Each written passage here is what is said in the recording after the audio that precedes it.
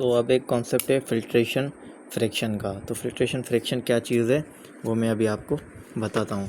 अब for example देखिए यहाँ से जो है ब्लड आता है, या फॉर एग्ज़ाम्पल कह लें कि प्लाज्मा यहाँ से आता है ग्लोमेरुलस से होके इफ़रेंट आर्टरियोल से वापस चला जाता है। तो ये प्लाज्मा जो भी आ रहा है, जितना भी फ्रिक्शन है प्लाज्मा का, जो जीएफआर बना रहा है, क्योंकि यहाँ से आ रहा है फिर वापस भी चला जाता है ना, पर वापस जाने के पहले यहाँ से ये जो है फ़िल्टर भी होता है। तो रीनल प्लाज्मा का जितना भी फ्रिक्शन जो है, जो जीएफआर बना रहा है, उसे हम फ़िल्ट्रेशन फ्रिक्शन कह देंगे।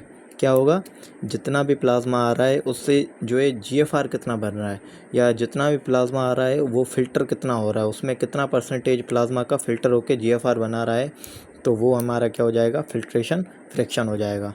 तो इसका फार्मूला क्या है, जितना भी जो जीएफआर हमें दिया हुआ होगा उसको रीनल प्लाज्मा फ़्लो से डिवाइड कर देंगे तो हमें परसेंटेज मिल जाएगा कि भाई कितना परसेंटेज रीनल प्लाज्मा फ़्लो का जीएफआर बना रहा है या फ़िल्टर हो रहा है, वो फ़िल्ट्रेशन फ्रिक्शन वहाँ से हमें मिल जाएगा। इसकी नॉर्मल वैल्यू क्या है, 20% है। नॉर्मल 20%, इसका मतलब क्या हुआ कि जो 100% रीनल प्लाज्मा फ़्लो होता है ना, तो उसमें से ऐसे समझिए 20% जो है वो फ़िल्टर होके जो है जीएफआर बना देता है। ठीक है, तो अब हम पढ़ेंगे ये इसी टॉपिक के अंदर जो डायग्राम दी हुई है, ठीक है ना, वो उसका मतलब क्या है, उससे मतलब क्या क्या चीज़ें बन सकती है, उससे बहुत सवाल आते हैं वहाँ से, तो उसको अब हम डिस्कस करेंगे। ठीक है, तो अब हम पढ़ते हैं कि डिफरेंट ड्रग्स का, हार्मोन्स वगैरह का एफरेंट और इफरेंट आर्ट्रियोल पे क्या असर होता है। ठीक है, मतलब वो एफरेंट और इफरेंट आर्ट्रियोल पे किस तरह असर करते हैं, और जीएफआर और रीनल प्लाज्मा फ्लो पे क्या असर पड़ता है इनकी वजह से। ठीक है, तो सबसे पहले हमारे पास प्रोस्टाग्लैंडिन्स में क्या हो गया, PGE2 I2, ये डिफरेंट किस्म के प्रोस्टाग्लैंडिन्स होते हैं। अगर वो हम देखेंगे कि किडनी पे, नेफ्रॉन्स वगैरह पे कैसे असर करते हैं। तो प्रोस्टाग्लैंडिन्स वो क्या करते हैं, जब भी प्रोस्टाग्लैंडिन्स होंगे वो हमेशा एफरेंट आर्ट्रियोल को डायलेट करेंगे। ये फॉर एग्जांपल ये पढ़ा है ना, एफरेंट आर्ट्रियोल, तो इसको वो क्या करेंगे, डायलेट करेंगे जब भी प्रोस्टाग्लैंडिन आएगा। तो अब आप मुझे बताएं, ये जब एफरेंट आर्ट्रियोल डायलेट होगा तो रीनल प्लाज्मा फ्लो पे क्या असर होगा। जाहिर बात है, ये अगर डायलेट होगा तो प्लाज्मा ज़्यादा आएगा, रीनल प्लाज्मा फ्लो बढ़ेगा। सही है ना। तो रीनल प्लाज्मा फ्लो अगर बढ़ा तो फिल्ट्रेशन फ्रिक्शन पे क्या असर होगा। ठीक है, जाहिर है प्रोस्टाग्लैंडिन क्या करते हैं, उसको डायलेट करते हैं। ये अगर डायलेट हो गया तो ज़्यादा प्लाज्मा आएगा। ठीक है ना, यहाँ पे और फिल्ट्रेशन फ्रिक्शन पे क्या असर होगा। ठीक है, फार्मूले के हिसाब से बताना आप मुझे। तो जाहिर है फिल्ट्रेशन फ्रिक्शन का क्या है, जीएफआर अपन रीनल प्लाज्मा फ्लो हमें पता है मैथमेटिक्स के हिसाब से, जब भी डिनोमिनेटर बढ़ता है तो वैल्यू कम होती है। सही है, तो फिल्ट्रेशन फ्रिक्शन क्या होगा, कम होगा। अब आप मुझे बताएं कि जाहिर है यहाँ से रीनल प्लाज्मा फ्लो बढ़ेगा तो थोड़ा बहुत तो जीएफआर भी बढ़ेगा। सही है ना, तो क्या होता है, जीएफआर और वो दोनों ही बढ़ रहे होते हैं, तो फिल्ट्रेशन फ्रिक्शन का जो है वो सेम रहता है। सही, तो उस हिसाब से क्या, फिल्ट्रेशन फ्रिक्शन इधर रिमेन सेम और डिक्रीजेस, क्योंकि रीनल प्लाज्मा फ्लो ज़्यादा बढ़ता है, ये थोड़ा बढ़ता है।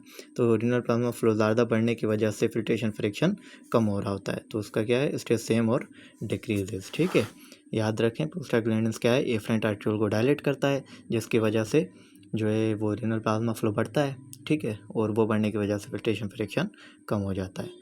दूसरा है हमारे पास एजेंट है एनसेड्स। एनसेड्स में क्या हो गया, एस्पिरिन हो गया, आइबुप्रोफेन, एंडोमेथासिन वगैरह डिफरेंट किस्म के एनसेड्स हैं। अब एनसेड्स का आपको मैकेनिज्म ऑफ एक्शन याद होना चाहिए कि ये हमेशा प्रोस्टाग्लैंडिन्स को ब्लॉक करते हैं या कम कर देते हैं। जब ज़ाहिर एनसेड्स जो भी हैं वो क्या करते हैं, प्रोस्टाग्लैंडिन्स की प्रोडक्शन को कम करते हैं। अगर प्रोस्टाग्लैंडिन कम हो गया, ठीक है, अगर प्रोस्टाग्लैंडिन कम हो गया तो क्या होगा, ये डायलेट ही नहीं हो पाएगा, ये क्या हो जाएगा, कंस्ट्रिक्ट होगा। ये अगर कंस्ट्रिक्ट हुआ तो क्या होगा, रीनल प्लाज्मा फ्लो बढ़ पाएगा, नहीं बढ़ पाएगा, वो ज़ाहिर कम होगा। ठीक है ना, तो रीनल प्लाज्मा फ्लो भी कम होगा, रीनल प्लाज्मा आएगा ही नहीं तो जीएफआर भी वैसे कम होगा। ठीक है ना, तो ये क्या कर सकते हैं, क्या करते हैं एनसेड्स जो है, जो प्रोस्टाग्लैंडिन्स को कम करते हैं। ये डायरेक्ट इस पर असर नहीं करते हैं, ठीक है ना, एफरेंट आर्ट्रियोल पर डायरेक्ट असर नहीं करते हैं, ये प्रोस्टाग्लैंडिन्स को कम कर देते हैं, जिसकी वजह से एफरेंट आर्ट्रियोल डायलेट नहीं हो पाता है, कंस्ट्रिक्ट हो जाता है, जिसकी वजह से रीनल प्लाज्मा फ्लो कम हो जाता है, फिर जीएफआर भी कम हो जाता है। अब आप मुझे बताएं फिल्ट्रेशन फ्रिक्शन पे क्या असर होगा। ज़ाहिर है अगर ये कम होगा, ठीक है, तो ये बढ़ना चाहिए, पर ये भी तो साथ में कम हो रहा है। ठीक है ना, ये भी साथ में क्या हो रहा है, कम हो रहा है। पर पर ये जो GFR है ये स्लाइटली डिक्रीज़ हो रहा होता है, सही है, ज़्यादा रीनल प्लाज्मा फ्लो डिक्रीज़ हो रहा होता है। अगर ये ज़्यादा डिक्रीज़ होगा तो ये क्या करेगा, फिल्ट्रेशन फ्रैक्शन बढ़ जाएगा, सही है ना। तो हम जो भी यहाँ पे पढ़ रहे होते हैं ना, तो रीनल प्लाज्मा फ्लो इंपॉर्टेंट होता है, क्योंकि GFR तो बहुत कम होता है ना, 20% ही होता है इसका, तो ये मेजर कंट्रीब्यूटर होता है, सही है ना। अगर ये कम हो गया तो ये क्या हो जाएगा, बढ़ जाएगा। ये भी मानता हूँ कम होता है, पर ये इतना कम नहीं होता जितना ये कम हो रहा होता है, तो उस हिसाब से फिल्ट्रेशन फ्रैक्शन क्या हो जाएगा, हमारा बढ़ जाएगा, समझ गए। एनसेड्स डायरेक्ट असर नहीं करता, ये प्रोस्टाग्लैंडिन्स को कम कर देता है, जिसकी वजह से एफरेंट आर्ट्रियोल कम हो जाता है, वो कंस्ट्रिक्ट हो जाता है, जिसकी वजह से फिर क्या होता है, कम होने की वजह से रीनल प्लाज्मा फ्लो घट जाता है। रीनल प्लाज्मा फ्लो घटेगा तो ये फिल्ट्रेशन फ्रैक्शन बढ़ेगा, ठीक है। इसके बाद है हमारे पास एंजियोटेंसिन 2।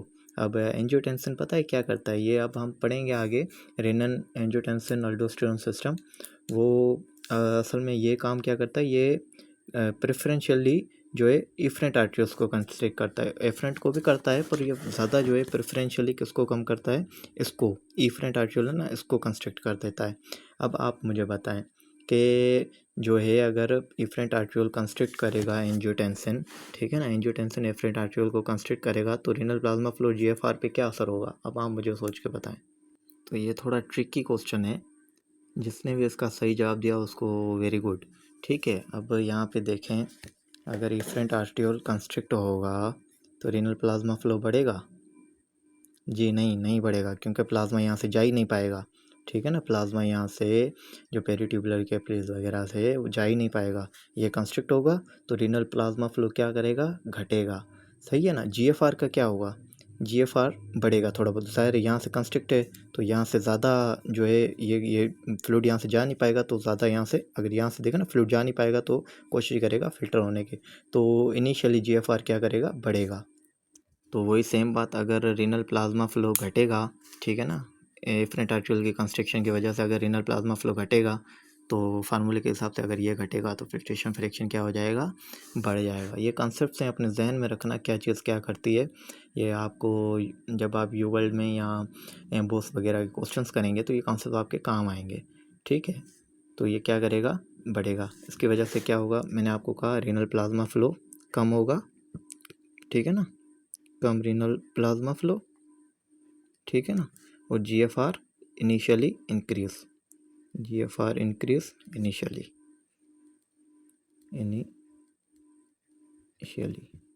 ठीक है।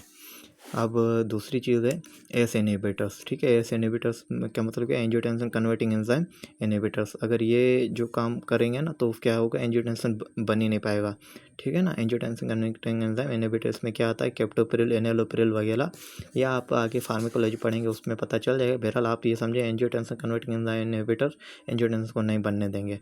ज़ाहिर है अगर एंजियोटेंसिन बनेगा नहीं तो फिर क्या होगा, एंजियोटेंसिन अगर नहीं बनेगा तो इफरेंट आर्टरियोल डायलेट होंगे।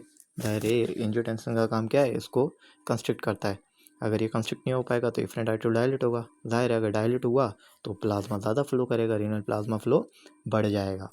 और अगर रीनल प्लाज्मा फ्लो बढ़ा तो फिर आपको पता है क्या होगा, अगर रीनल प्लाज्मा फ्लो बढ़ गया तो ये फिल्ट्रेशन फ्रैक्शन क्या हो जाएगा, कम हो जाएगा, ठीक है। तो रीनल प्लाज्मा फ्लो बढ़ता है, सही है, और GFR घटता क्यों है, क्योंकि ठीक है ना, अगर यहाँ से जल्दी से प्लाज्मा निकल जाएगा तो उसको फिल्टर होने का टाइम नहीं मिलेगा, जल्दी प्लाज्मा निकल जाएगा, तो GFR घटेगा और रीनल प्लाज्मा फ्लो बढ़ेगा। अगर GFR घट रहा है, रीनल प्लाज्मा फ्लो बढ़ रहा है, ठीक है ना, तो फिल्ट्रेशन फ्रैक्शन क्या होगा, ओवरऑल कम हो जाएगा, ठीक है। अब एक और इम्पोर्टेंट चीज़ है कि जब भी हमारी बॉडी शॉक में होती है ना, शॉक मतलब फॉर एग्जांपल हेमरेज वगैरह हो गया, ठीक है ना, जहाँ पे जो है ऑर्गन्स को ब्लड जो है मिलना मुश्किल हो जाता है, सही ना, किसी भी वजह से हाइपोवॉल्यूमिक हो गया, किसी भी वजह से अगर शॉक हुआ तो ऑर्गन्स को वैसे ब्लड कम मिल रहा होता है, तो उस कंडीशन में जो हमारी बॉडी प्रोस्टाग्लैंडिन्स और एंजियोटेंसिन 2 है वो रिलीज़ करती है, जो क्या है किडनी को डैमेज होने से बचाती है। प्रोस्टाग्लैंडिन्स मैंने आपको बताया कि एफरेंट आर्टरियोल को डायलेट कर रहे होते हैं, GFR को थोड़ा बहुत बढ़ा रहे होते हैं। एंजियोटेंसिन 2 क्या करता है, वो एफरेंट आर्टरियोल को कंस्ट्रिक्ट करके GFR को थोड़ा बहुत मेंटेन करके किडनी को बचा रहे होते हैं, ठीक है, ये शॉक की कंडीशन में। और अगर शॉक की कंडीशन में अगर हमें जो है इन्हें ब्लॉक करने वाले एजेंट्स दे दिए, ठीक है, प्रोस्टाग्लैंडिन को, एंजियोटेंसिन को, इनको ब्लॉक कौन करता है? इसको ज़ाहिर है एनसेड्स दे करते हैं, और इसको क्या करते हैं? एनएलोप्रिल वगैरह, कैप्टोप्रिल वगैरह इसको ब्लॉक कर देते हैं। तो शॉक की कंडीशन में अगर हमने ये वाले एजेंट्स दे दिए तो किडनी को इंजरी होने का जो है खतरा बढ़ जाता है, एक्यूट किडनी इंजरी हो जाती है, क्योंकि ज़ाहिर है यही बेचारे जो है काम कर रहे होते हैं जीएफआर वगैरह को मेंटेन करने के लिए, ठीक है ना, किडनी को बचा के रखें। अगर इनको ही हमने ब्लॉक कर दिया तो किडनी जो है क्या करेगी? फेलियर में चली जाएगी। ठीक है, अब ये एक टॉपिक है, ये हम पढ़ेंगे, सही है। अब इसमें क्या आपके कॉन्सेप्ट्स जो है चेक होंगे, ठीक है, देखते हैं किसके कॉन्सेप्ट्स कितने स्ट्रॉन्ग है क्या नहीं है। ठीक है, तो पहले है कि एफरेंट आर्ट्रियोल की कंस्ट्रिक्शन की वजह से जीएफआर पे क्या असर होगा, ठीक है, सोच के बताएं मुझे यहाँ पे आप सब लोग, ठीक है। एफरेंट आर्ट्रियोल की कंस्ट्रिक्शन की वजह से जीएफआर पे क्या असर होगा? ज़ाहिर है ये अगर कंस्ट्रिक्ट हो गया, आप मुझे बताएं जीएफआर पे क्या असर होगा? जीएफआर भी कम होगा, सही है ना। ये अगर कंस्ट्रिक्ट हो गया, यहाँ से जो है प्लाज्मा आ ही नहीं पाएगा, जीएफआर बन ही नहीं पाएगा, तो एफरेंट आर्ट्रियोल की कंस्ट्रिक्शन की वजह से जीएफआर कम होगा। रीनल प्लाज्मा फ्लो पे क्या असर होगा? रीनल प्लाज्मा फ्लो भी कम होगा, क्यों? क्योंकि यहाँ से ब्लड आ ही नहीं पाएगा, प्लाज्मा आ ही नहीं पाएगा, तो क्या होगा? रीनल प्लाज्मा फ्लो भी कम होगा, ठीक है। अगर दोनों चीज़ें कम हो गई तो फिल्ट्रेशन फ्रिक्शन पे क्या असर होगा? बताओ। ठीक है, यहाँ पे देखें ना, जीएफआर भी कम हो गया क्योंकि प्लाज्मा नहीं आ पा रहा है, ठीक है। रीनल प्लाज्मा फ्लो तो वैसे भी कम हो गया, तो जीएफआर जो फिल्ट्रेशन फ्रिक्शन है वो सेम रहेगा, क्यों? क्योंकि फार्मूले के हिसाब से अगर ये भी कम हो गया, ये भी कम हो गया, ठीक है, दोनों बैलेंस कर देंगे तो एक दूसरे को फिल्ट्रेशन फ्रिक्शन क्या रहेगा? जो है कोई असर नहीं होगा इस पर। तो हमने अभी क्या कहा? जीएफआर इसकी वजह से क्या होगा? कम होगा, सही है ना। और रीनल प्लाज्मा फ्लो भी इसकी वजह से क्या होगा? कम होगा। फिल्ट्रेशन फ्रिक्शन पे नो इफेक्ट, ठीक है। तो अभी मैंने क्या कहा कि जो है यहाँ से जो एफरेंट आर्ट्रियोल की कंस्ट्रिक्शन की वजह से जीएफआर भी कम हुआ, यहाँ से जीएफआर नहीं कम हुआ तो प्लाज्मा जो है जो इसको क्या कहते हैं, रीनल प्लाज्मा फ्लो भी कम हो गया, ठीक है। दोनों कम हो गए तो फिल्ट्रेशन फ्रिक्शन क्या रह गया? सेम रह गया, या मतलब कोई भी उस पर असर नहीं हुआ, ठीक है। अब दूसरी एक चीज़ है, प्लाज्मा प्रोटीन कंसनट्रेशन अगर बढ़ जाए, सही, प्लाज्मा प्रोटीन कंसनट्रेशन बढ़ जाएगा, इसका मतलब क्या है? जो है ग्लोमेरुलर कैपिलरीज के अंदर ऑन्कोटिक प्रेशर बढ़ जाए। अब याद करो, मैंने आपको उस वक्त क्या कहा था? याद करने को छोड़ दो, आप कॉन्सेप्ट्स को देखो। अगर आपके कॉन्सेप्ट्स क्लियर हैं, आपको सारी चीज़ें इजी लगेगी और जो है आप क्वेश्चंस को टैकल कर लेंगे, सही है। फॉर एग्जांपल यहाँ मैं पढ़ा था जो हमने, भाई इसके अंदर जो है ये, इसको जूम करके मैंने जो तस्वीर बनाई थी इसकी, ये बाउमेंस कैप्सूल है, ये ग्लोमेरुलर कैपिलरीज है। इसके अंदर अगर प्लाज्मा प्रोटीन की कंसनट्रेशन बढ़ गई, ठीक है, तो क्या होगा? प्लाज्मा प्रोटीन्स चाहेंगे कि यार वाटर हमारे पास रहे, वो वाटर को छोड़ेंगे नहीं, सही है ना, क्योंकि ये जो है प्रोटीन्स वगैरह ये क्या करते हैं? वाटर को अट्रैक्ट करते हैं, खुद के पास जो है कस के रखते हैं। अगर ज़ाहिर है वाटर यहाँ से निकल ही नहीं पाएगा, ठीक है ना, वाटर मतलब वो क्या है? प्लाज्मा जो है, ज़ाहिर है प्लाज्मा वाटर वगैरह ही होता है, तो प्लाज्मा यहाँ से निकल ही नहीं पाएगा, तो क्या होगा? जीएफआर, आप बताओ, जीएफआर लाजमी, वेरी गुड, कम होगा। तो जीएफआर हमारा क्या होगा यहाँ पे? कम होगा। प्लाज्मा प्रोटीन की कंसंट्रेशन, रीनल प्लाज्मा फ्लो पे कोई भी असर नहीं पड़ेगा, क्योंकि ज़ाहिर है ये यहाँ से जो है, कहाँ गया यार, तो ये यहाँ से जो है निकल जाएगा, ठीक है। प्लाज्मा प्रोटीन्स भले यहाँ पे पड़े हो, प्लाज्मा फ्लो पे कोई असर नहीं पड़ेगा, प्रोटीन्स भले पड़े हो, प्लाज्मा फ्लो खुद ब खुद होता रहेगा, तो no effect on the renal plasma flow, पर जीएफआर जो है वो कम हो जाएगा, क्योंकि जो है प्लाज्मा वहाँ से निकल नहीं पाएगा ग्लोमेरुलर कैपिलरीज से, और जो प्रोटीन उसको होल्ड करके रखेंगे प्लाज्मा को। ज़ाहिर है अगर जीएफआर कम होगा तो फिल्ट्रेशन फ्रिक्शन क्या होगा? Filtration friction is equal to GFR upon RPF. GFR कम हुआ तो फिल्ट्रेशन फ्रिक्शन भी जो है क्या हो जाएगा? हमारा कम हो जाएगा। अब दूसरी चीज़, अगर प्लाज्मा प्रोटीन की कंसंट्रेशन कम हो जाए, आप बताओ अब क्या होगा? ज़ाहिर है यहाँ पे अगर जो है ग्लोमेरुलर कैपिलरीज के अंदर प्लाज्मा प्रोटीन होंगे ही नहीं, तो वो जो है प्लाज्मा को होल्ड करके रखेंगे ही नहीं, ठीक है। वो प्लाज्मा फ्रीली फ़िल्टर होने की कोशिश करेगा, सही है ना, क्योंकि प्रोटीन सही नहीं है ना जो प्लाज्मा वाटर वगैरह को होल्ड करके रखे, तो वो होल्ड होंगे ही नहीं, ठीक है। प्रोटीन है ही नहीं तो वो होल्ड होगा ही नहीं प्लाज्मा, वो कोशिश करेगा मैं यहाँ से फ़िल्टर होके चला जाऊँ, तो जीएफआर क्या होगा? बढ़ जाएगा, सही है। तो जीएफआर इसमें अगर प्लाज्मा प्रोटीन की कंसंट्रेशन बढ़ गई तो जीएफआर कम हो गई तो जीएफआर हमारा बढ़ेगा, क्योंकि होल्ड करने के लिए कोई चीज़ होगी नहीं, तो प्रोटीन्स वगैरह है नहीं ना, तो वो जो प्लाज्मा को होल्ड ही नहीं करेंगे, प्लाज्मा खुद ब खुद निकलने की कोशिश करेगा, GFR बढ़ेगा। रीनल प्लाज्मा फ्लो पे कोई असर नहीं करेगा होगा इस पर, ठीक है ना। तो अगर फिल्ट्रेशन फ्रैक्शन पे क्या असर होगा, ज़ाहिर है फिल्ट्रेशन फ्रैक्शन बढ़ेगा, क्योंकि filtration fraction is equal to GFR upon RPF। अगर GFR बढ़ेगा तो फिल्ट्रेशन फ्रैक्शन भी बढ़ेगा। अब आप मुझे बताएं एफरेंट आर्ट्रियल की कंस्ट्रक्शन हो गई तो क्या होगा, ये थोड़ा सा दिमाग वाला है, सोचना पड़ेगा इस पर, ठीक है। अगर एफरेंट आर्ट्रियल की कंस्ट्रक्शन हो गई तो उस पर जो GFR और renal plasma flow, filtration fraction वगैरह पे क्या असर होगा, ठीक है, सोच लिया।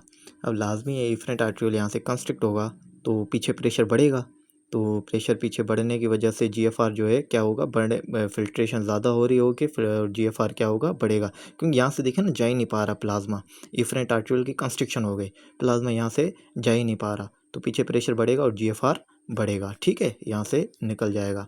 तो GFR इस पर क्या होगा, GFR यहाँ से एफरेंट आर्ट्रियल की कंस्ट्रक्शन की वजह से बढ़ेगा। रीनल प्लाज्मा फ्लो क्या होगा, शाबाश, रीनल प्लाज्मा फ्लो सेम रहेगा, नहीं सेम नहीं रहेगा, ठीक है, जिसने भी कहा सेम रहेगा, नहीं रहेगा। आपको पता है यहाँ पे एफरेंट आर्ट्रियल कंस्ट्रिक्ट हो गया है, प्लाज्मा यहाँ से जा ही नहीं पा रहा होगा, तो प्लाज्मा रीनल प्लाज्मा फ्लो क्या होगा, कम हो जाएगा। कॉन्सेप्ट्स हैं, कॉन्सेप्ट्स खुद के जहन में रखना, जो भी है, जो भी चीज़ें हैं विजुअलाइज करके उसको फील करके आप क्वेश्चंस करने की कोशिश करना, इंशाल्लाह आपके सारे क्वेश्चंस ठीक हो जाएंगे यू वर्ल्ड पे, या जो भी एम्बोस वगैरह, जो भी क्यू बैंक आप यूज़ कर रहे हो, ठीक है। खुद का जहन जो है इस्तेमाल करना, चीज़ों को रटना नहीं, ठीक है। तो ये चीज़ें आप करोगे तो आपके क्वेश्चंस वगैरह खुद ब खुद सही होते चले जाएंगे, ठीक है। तो हमने क्या कहा, एफरेंट आर्ट्रियल की कंस्ट्रक्शन की वजह से GFR बढ़ा, रीनल प्लाज्मा फ्लो क्या होगा, कम हो गया। अब इसकी वजह से फिल्ट्रेशन फ्रैक्शन क्या होगा, बढ़ेगा, क्योंकि रीनल प्लाज्मा फ्लो मैंने आपको कहा है ये मेन जो है डिटर्मिनेंट होता है, ठीक है ना।